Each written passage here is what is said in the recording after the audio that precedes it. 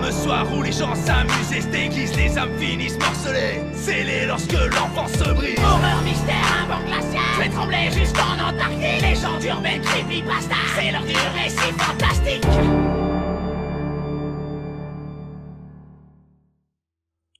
Je n'ai jamais cru aux histoires qu'on raconte sur les objets hantés.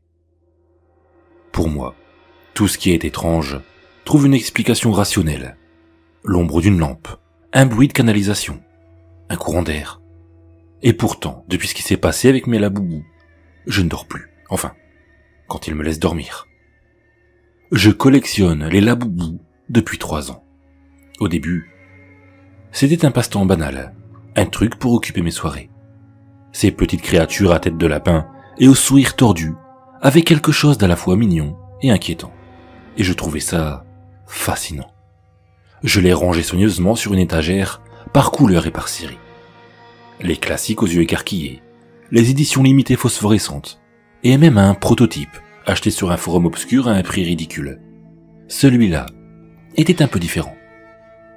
Ses yeux n'étaient pas en plastique brillant, mais mat, presque comme de la peau. Et son sourire semblait trop large, comme s'il avait été gravé à la main. Le vendeur m'avait simplement dit « C'est une pièce rare, il a une histoire ». Je n'avais pas posé de questions. La première nuit où je l'ai posé sur l'étagère, j'ai eu du mal à dormir. C'est bête à dire, mais je sentais qu'il me regardait, même dans le noir. J'ai fini par me lever pour le tourner face au mur. Le lendemain matin, il était à nouveau tourné vers moi. J'ai cru à une coïncidence.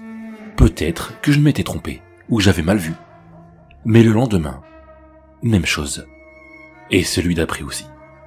À chaque fois, il retrouvait sa place exacte, son sourire figé dans ma direction. J'ai voulu en avoir le cœur net. J'ai installé une vieille caméra de surveillance orientée vers l'étagère. Je me suis couché en me disant que j'étais ridicule. À 3h12, j'ai été réveillé par un petit bruit. Un toc-toc-toc, très léger, comme si quelque chose frappait contre le bois. Je suis resté immobile, fixant l'obscurité. Le bruit s'est arrêté. Le lendemain matin, j'ai regardé la vidéo. Pendant les 3 premières heures, rien. Puis à 3h12 précisément, l'image a commencé à grésiller. Et là, j'ai vu le mouvement. Le laboubou du milieu a tourné la tête, lentement. Son cou s'est plié dans un angle impossible. Son sourire s'est élargi au-delà de ce qu'un morceau de plastique aurait pu supporter. Puis, les autres ont bougé aussi. Leurs yeux, jusque-là immobiles, se sont tournés vers la caméra. Tous.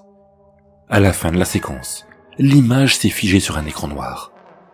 Quand je l'ai remise en route, les figurines étaient alignées sur le rebord du lit, face à la caméra. Et moi, j'étais là, endormi. Je n'ai pas eu le courage de regarder plus loin. Cette nuit-là, j'ai rêvé.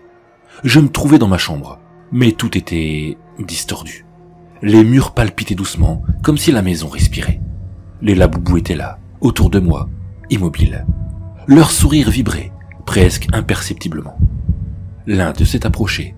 Sa bouche s'est ouverte, non pas comme une figurine qui s'anime, mais comme quelque chose de vivant. De l'intérieur s'échappait un bruit sec, comme des rires étouffés. J'ai essayé de bouger, de crier, mais mes membres étaient lourds, paralysés. Le laboubou a posé sa main sur ma poitrine. Sa peau était tiède, pas en plastique. Puis, il a murmuré d'une voix d'enfant.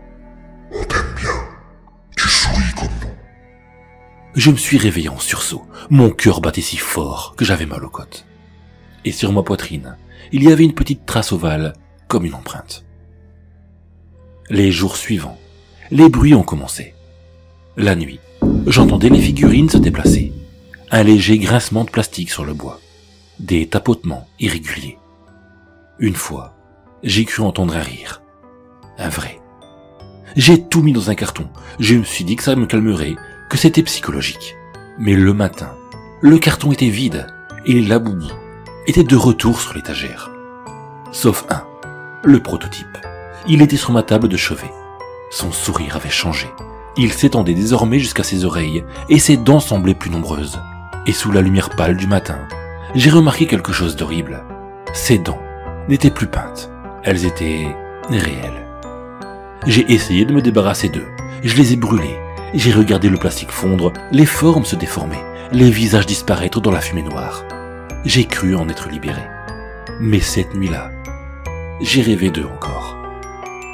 Ils sortaient de la fumée, noirs, fondus, leurs yeux luisants comme du goudron. Ils se tenaient autour de mon lit, exactement comme dans la vidéo. Et la voix de l'un d'eux a dit, presque doucement, « Pourquoi tu nous as fait mal? On voulait juste comme toi. » Je me suis réveillé en pleurant, trempé de sueur. Les cendres du feu que j'avais fait brûler dans le jardin avaient disparu. Et dans ma chambre, sur le sol, il y avait de petites empreintes noires, des empreintes de pattes. Je n'ai plus dormi pendant 2 jours. Chaque fois que j'ai fermé les yeux, j'entendais leurs rires. Des rires d'enfants, des rires trop proches. Je sentais qu'ils se rapprochaient. La 3e nuit, j'ai craqué. J'ai installé une lampe torche, j'ai pris un couteau, et je me suis assis face à l'étagère. Je leur ai parlé, je leur ai dit d'arrêter, que je ne voulais plus jouer. Rien. Vers 3h12, la lampe s'est éteinte. J'ai entendu le grincement, puis le toc toc toc contre le sol. Quelque chose rampait. J'ai levé mon téléphone pour filmer. Sur l'écran, j'ai vu mon reflet, et derrière moi, des silhouettes. Petites, minces, aux grandes oreilles. Elles avançaient lentement, leur visage déformé par le sourire. Le dernier souvenir que j'ai, c'est ce chuchotement tout près de mon oreille. « Tu voulais une collection complète. Maintenant, tu fais partie de nous. » Quand les voisins ont appelé la police, ils ont retrouvé mon appartement vide. Les murs étaient couverts de petits dessins au crayon, comme faits par des enfants. Des silhouettes de la boubou, toutes souriantes. Et sur le lit, posé bien au centre, il y avait une nouvelle figurine. Elle me ressemblait. Même sourire, mêmes yeux vides. Sous ses pieds, gravé à la main, un message minuscule. Les lames